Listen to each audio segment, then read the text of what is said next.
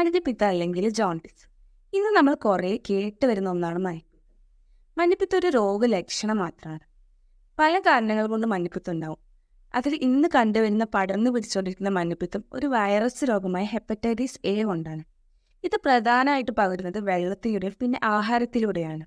മനുഷ്യന്റെ വിസർജ്യം അറിയാതെ വെള്ളത്തിലോ മറ്റോ കേൾക്കുമ്പോൾ അത് വെള്ളത്തിൽ കലർന്ന് ആഹാരം കഴിക്കുമ്പോൾ അല്ലെങ്കിൽ കുടിക്കുമ്പോഴാണ് ഇത് പടരുന്നത്. ഇതിന്റെ തുടക്കത്തിൽ പനി, ഛർദി, ഓക്കാനം, വയറിളക്കം, വയറുവേദന ഒക്കെ ആയിട്ടാണ് തുടങ്ങുക. പിന്നീട് മഞ്ഞപ്പിത്തത്തിന്റെ ലക്ഷണങ്ങളായ നഖങ്ങളിലും കൈകളിലും മഞ്ഞനിറം, കണ്ണുകളിലും മഞ്ഞനിറം, മൂത്രത്തിൽ മഞ്ഞനിറം ഇതൊക്കെ കണ്ടുവരുന്നത്. ഇത് വരാതിരിക്കാൻ നമ്മൾ എന്തൊക്കെയാണ് ചെയ്യേണ്ടത്? തിളപ്പിച്ചാറിയ വെള്ളം മാത്രം കുടിക്കുക. ഭക്ഷണം കഴിക്കുന്നതിന് മുൻപും ശേഷം കൈകൾ നന്നായിട്ട് സോപ്പ് ഉപയോഗിച്ച് വൃത്തിയായി കഴുകുക.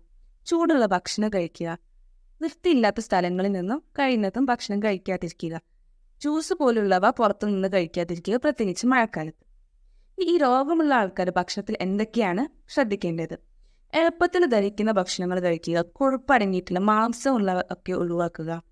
ധാരാളം വെള്ളം കുടിക്കുക. പ്രോപ്പറായിട്ട് റെസ്റ്റ് എടുക്കുക. ഇതൊക്കെയാണ് അവർ ശ്രദ്ധിക്കേണ്ടത്. ഹോമിയോപ്പതിയിൽ മഞ്ഞപ്പിത്തത്തിന് വളരെ ഫലപ്രദമായ ചികിത്സ ലഭ്യമാണ്. Thank you.